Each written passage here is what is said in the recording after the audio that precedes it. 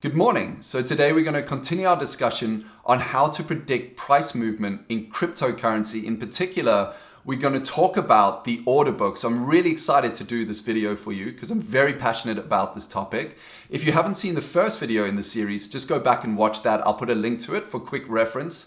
Now, if you are a newbie to trading or especially cryptocurrency trading, this video is going to be so good for you. So I'm so happy you're here watching this. If you're not a newbie, if you're a seasoned trader, this video is probably not for you.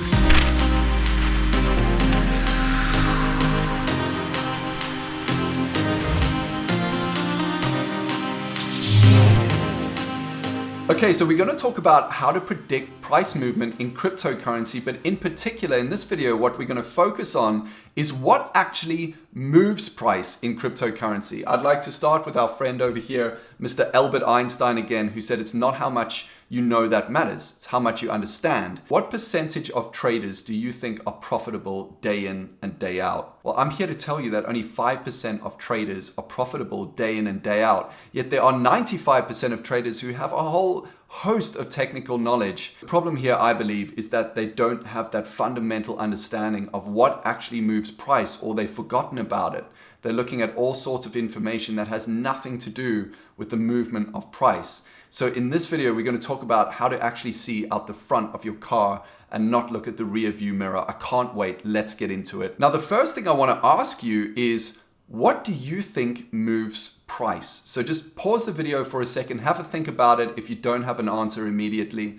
But what do you think moves price in the markets, or in particular, in this case, cryptocurrency? Okay, so hopefully you've thought about that now. I'm not going to answer that question yet. I'm just going to dive into some material very quickly. Now, this is going to look really basic to you. However, stick with it. This is really going to help you, especially if you are a newbie to trading crypto. I want you to visualize the market as just a room that you can walk into and see what's going on, just like the open outcry in Chicago, for example. Now, let's say that you walk into this room. What do you see? You're going to see people that are willing to sell their coin at a certain price and people that are willing to buy coin at a certain price. And so they're standing there in a queue. We've got the people that are willing to sell. That's called the ask, because they're going to ask a certain price for that coin. And we've got people that are willing to buy coin. That's called the bid. The ask I might also call the offer. I use that word interchangeably. So if you hear me say offer or ask, I use that interchangeably. Now, in between these queues of people, you can see a desk. This is the exchange. There's a person sitting at the desk you can go over to, you can pay a tiny transaction fee to, in order for them to facilitate you exchanging coin with either people on the ask or people on the bid. For a lot of you, you're going to be like, Sean, this is really, really basic stuff. Come on, man. Where's the meat here? Just bear with me. It's coming. Now, let's say our friend Mr. or Mrs. Hoddle here, I'm going to call him Mr. Hoddle just to keep this simple, goes and buys all of this coin, everything up at 100 and everything over here at 110. So the last traded price technically would be 110. So if you're looking at CoinMarketCap or whatever website you're looking at, that's probably the price you're going to see. The difference, of course, between the prices here, the 90 and the 100, is going to be called the spread. So technically, if Mr. Hoddle bought at the 100 and then sold immediately to the 90, he's guaranteeing a loss. Now, what we can see has happened here, Mr. Hoddle came in and aggressively went and bought a ton of coin at 100 and 110. In other words, Mr. Hoddle paid the worst price. He placed what we call a market order.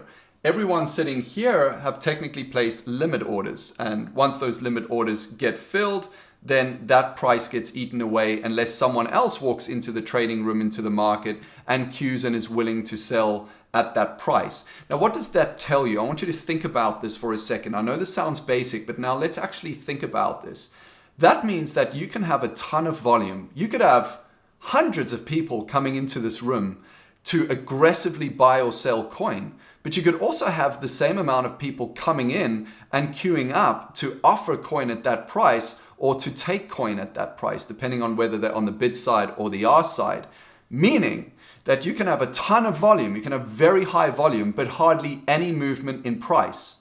And the opposite is also true. I want you to think about this for a second. The opposite is also true. You can walk into this room, there can be hardly anyone queuing on the ask or the bid, and it only takes one big cheese to go up and buy up all of the ask, and the price is going to jump dramatically on a tiny amount of volume.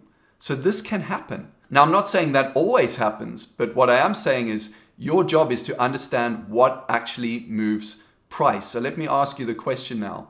What moves price? Now, if you remember, Mr. Hoddle here was saying, I want to buy now. He could have also been saying, I want to sell now. So he needed to place what's called a market order, meaning that aggressive sellers and aggressive buyers are what move the market. They are paying the worst price because they're placing market orders. So the market moves, the price moves because of aggressive buying and selling. So it's not actually the order book that moves price, even though it is a determining factor in terms of what supply is available against the demand of aggressive buyers and sellers. But it's the aggressive buyers and sellers that move price. So part of your job is to understand what is happening with the aggressive buyers and sellers in the market. So when you're looking at the order book and you're looking at order flow, this is what you want to bear in mind. Now, we can have all kinds of aggressive buyers and sellers. We can have retail traders, we can have consumers who might be hodling or dumping coin. We might have institutions, we might have big whales coming in. There are all sorts of different kinds of people that are trading for different kinds of reasons in the market. They might be speculating for profit, but maybe they're also just trying to hedge another trade they have somewhere else because they did some analysis based on correlation. I don't know. They might be faking or spoofing. You can't assume that everybody is trying to push price in a certain direction. There's all sorts of reasons why trades might be placed, or even limit orders might be placed. They could be stop losses. And part of your job in understanding the order book and order flow is to really have an understanding of where something looks wrong. Let's pause for a second and think here. If you could actually look out of the window of this trading room and see whether buyers or sellers were coming in, or even an absence of buyers and sellers, do you think that this might be far more useful than looking at a moving average crossover? Now, I want to give you one golden rule here that you need to remember. Size matters. You as a retail trader do not have a lot of size. I'm sorry, I know it's painful because people that do have a lot of size can actually manipulate the price of the market. However, what you can do is jump on the coattails of those people who are manipulating the market. So you need to bear in mind, is this a retail trader's market right now? In other words, is there low volume trading? Are there institutions or whales pushing price around? If so, you want to try and anticipate the game they're playing so you can jump on the back of it. This will become a very important topic when institutions do come in and actively trade. Something else you also need to bear in mind is there's a lot of bots trading too, so it's not always humans that you're trading against. Now, let's assume a ton of people come into the trading room and most of them are aggressive sellers. They're placing market orders to sell to the bid. Some of them are buying from the ask. Now, every time a transaction happens, it gets recorded on what we call the trading history, which I call the tape. This is a term from the stock market. So what you would see is you would see an actual history of trades that were placed. Now, this is very valuable information. Again, this is you looking out the front of your car because this is fact. This actually happened.